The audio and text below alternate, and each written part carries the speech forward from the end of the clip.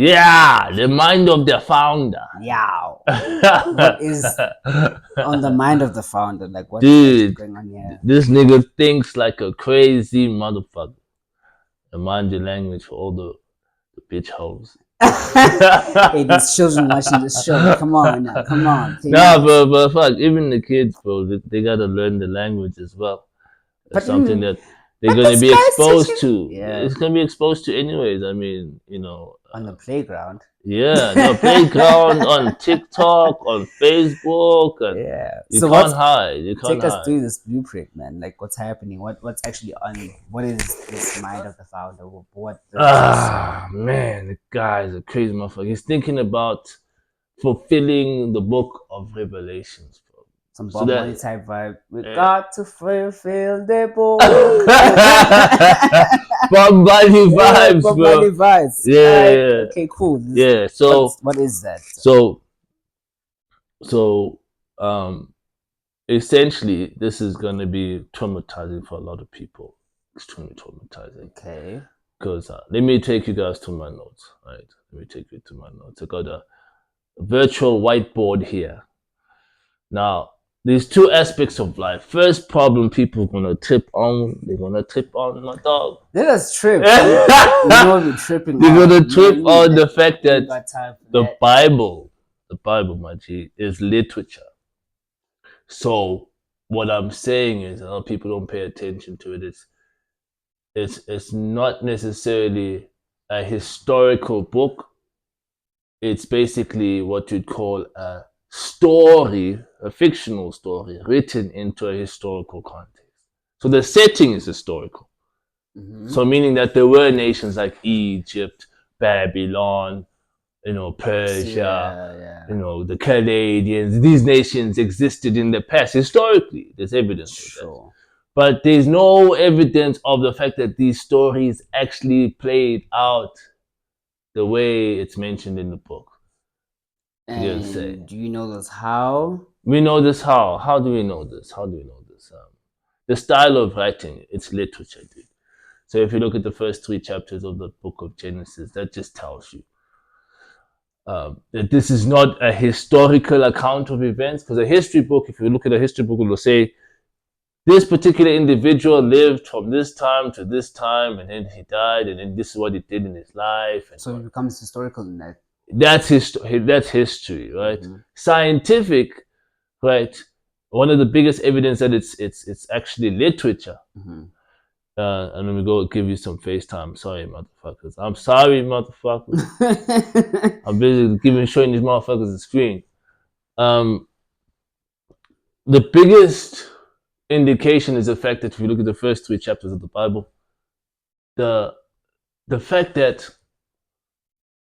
it's not scientifically true. For example, 4th day of creation, that's when the sun and the moon, 6 days of, it's not a scientific. We could argue that our 7 days versus what that creation time. What if one day was like hundreds of years? My point I'm trying to make, you have to think that way, that the person that's writing this is illustrating. Mm-hmm. So a scientific account of events is that I'm saying X plus Y or this chemical reaction. I'm saying something that's factual. Mm-hmm. So the fact that it's clearly not a scientific account. Mm. Yeah. You have to apply interpretation. Mm. You see? So, again. And the fact that, again, you see what I'm saying? So there's anybody that's reasonable has to just accept that, okay, fine, this is literature. The style of writing indicates that it's literature. Let's not trip. Okay. So there's that reality. So the fact that it's a story, great. We have questions, but take us through. Yeah, you got questions. Okay, you got a question, bro. Yeah, it's again. So scientifically, like I was mentioning earlier, what if we're saying that one day could even be 1,000,000 years? Sure, that's you're proving my point. You understand? You're proving my point that the fact that it didn't say it was 1,000,000 years, the fact that it said one day, it is literature. You're proving that is for us to contain the information we're about to be given. Sure, but look, this is my point I'm trying to say. The point I'm trying to make, if it was a different style of writing, say scientific or historical, it would have specified that 1,000,000 years. Okay, for example. So the fact that it didn't specify and it illustrated, it used an illustration and say that day, that we presume is symbolic of 1,000,000 years or how many years or whatever the case may be. You have to, the fact that we have to apply interpretation. I mean, this literature is meant to both sort of accommodate the sciences and those of us who are into literature. This is a folk tale. Folk tale. It's a story. It's a story. Storytelling. It's storytelling. Okay. Take us through the mind of the founder. So this is where it starts. It starts with storytelling. The Bible is story, right? Written into a historical context. It's useful because if it was a story like Game of Thrones, where I wouldn't take it too seriously. Oh, it's the Iron Throne. It's far away from me. Yeah. But the fact that it was written into like the historical context, it's closer to me. I take the story a lot more seriously because like this is something that could happen here in my reality. Sure. But there's a tragedy that people don't pick up and don't want to admit. Believers and non-believers, right? The story, the Bible literature, the point is not to believe or not believe or argue about the semantics of whether it's true, whether it's factual or not. Missing the point. It's a story and there's a point, there's a moral to the story. The thing about the Bible is broken up into two sections. Extremely tragic. I'm going to take you guys to my notes. Right, take us through it, man. Right. It's about to get hot in here. It's about to get hot. People are going to try to stone me to death, motherfucker. You're the witch. You're the gypsy here. You're the gypsy situation. You're a gypsy. Yeah. So, right, cool. So check. So the Old Testament talks about, this is a tragedy about the story. This is about a creator of life, somebody who conceived life, created human beings, and intended to become a king of a people he had made an agreement with, called a covenant. To say, hey guys, you do this part, you keep my laws and my statuses, right? And I will show up and eventually become your king and your God. That's the deal. We got a deal, motherfuckers. You see? So wait. Yeah. Now, this God you just talking about now is like the God that first said before we become humans. Yeah. I think before we become humans, this is what our initial plan is. Go and do this part. Yes. I'm gonna say angels. Prepare a way. The angels prepare the way, and then we come and live in full form. I will come later on. Yes. To live among the people. All right. Cool. So this is the people called Israel. Among the creation itself. Precisely. So this is the tragedy of the Bible. So this particular God, what happens is, the guys that keep the covenant, did they keep their side of the deal? No. They actually say, man, nigga, you know what? They actually pulled. All right, take us through it. So take us through it. So essentially the Messiah, who this coming God is called the Messiah. He did not show up. So when you read the actual literature, this Messiah promised through the prophets that he would show up during a time of Babylon and all these ancient nations. He didn't show up. Evidently, we're living now thousands of years after this promise was made and he never showed up. Right. Okay. So this is something that people don't pay attention to. They say, we'll get into that, but okay. Yeah. Right. So then the next part of the story now, tries to kind of justify why he didn't show up. So now Jesus, this guy called Jesus, who is now the son of a God, born directly of a virgin and that type of thing. And he says, no, this guy, the God of the Jews, the coming king of the Jews, is coming to establish the kingdom of heaven in Rome. Was he not the king, actually? No, he was not. That's why he promised to send somebody else after him. So what the church has conveniently done with doctrine and stuff, they've said, no, that's this ghost that everybody receives when they get baptized or they get, they become born again. Sort of approval. Yeah, sort of like they made it a very airy-fairy thing. But what this particular person was in the literature was saying, hey, this person is coming imminently. This generation will not pass away until they see this man come and implement his kingdom. So the second tragedy is that the Christ does not show up. Okay. Right. So this is where the opportunity, this is the mind of the founder now. So I could get the moral of the story. There was God's covenant people. He promised to show up and end the diaspora of his people. Mm-hmm.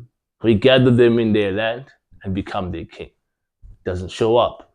There's a Christ that promises to overthrow the ruling system of the world at the time and establish a kingdom of heaven on earth. Supposed to come, that's 2,000 years ago, by the way. Rome fell about 2,000 years ago, right? Doesn't show up. So it's a big tragedy. So people refuse, because of the issue of belief and non-belief, refuse to get the moral of the story. So I know this is getting long. That whatever time, because we need to hear what is actually going on here. Yeah. So now here's the opportunity. The mind of the founder's like, okay, geez. Now there's a book of Revelation that says, blessed are those who fulfill the things written in this book. Right. Blessed are those that fulfill the things written in this book. And now this is where you have crazy guys saying, let's see. And this is what happened. I'm going to take you through to the clip now. So now what we have here is a man called Desire SHEMBE showing up and saying, hey guys, like Jesus saying, hey guys, there is somebody that's coming to overthrow the crown that colonized the Zulu people and the Bantu people, and end the diaspora of the Bantu peoples around the world. Right. So this is his claim, that the Messiah is coming. Right. All right. So now the claim is that, okay, we read the story. Hey, but geez, we see this playing out all over again. Here are the Bantu peoples.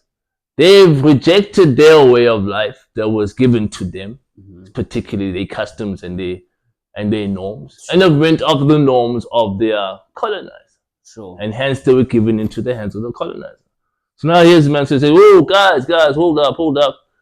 Prepare yourself, because the Messiah is coming soon. Now here comes a guy who's like, all right, let's do this Zulu social experiment, right? Let us implement the kingdom of heaven on earth. And this is now where the moral of the story is, if we look at the Bible, it's a tragedy. We can't have that happen in real life.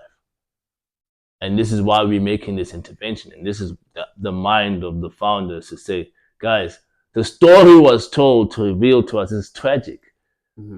Why would the creator create life and then not show up? He's got to show up.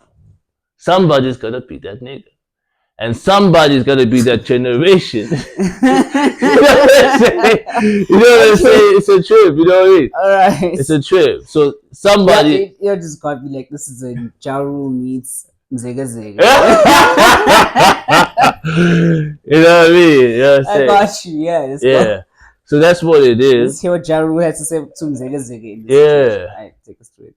Yeah, so that's the beauty about this, is that this generation and the promise that Jesus made in the Bible was like, hey, look, you'll see that Son of Man coming with his holy angels and his holy ones to implement the kingdom of heaven and earth. And now I'm saying to anybody watching this is that that's the fact that it didn't happen in that context. There's a word in Zulu that says uhloniphisa.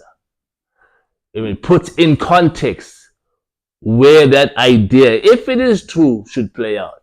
Respectfully so. So it respects the fact that there is this particular generation of people that will implement the kingdom of heaven and earth. And my assertion as the founder, you don't have to believe me, it's all right. We build systems, we're going to test them out, we're going to see how it goes. But my hypothesis is that there's an opportunity here, guys. We are that generation. Yeah. We are actually the custodians of life. Right. So we wrote this story to kind of compel us and motivate us to say, guys, shit the opportunity, man. So this is like a reincarnation where now we're reminding ourselves of something we spoke about thousands of years ago. And it's like, okay, now God, now is our time to implement this thing. Precisely. Alrighty, sir. Awesome. I hope you guys fuck with this, my niggas. I hope you guys not traumatize me.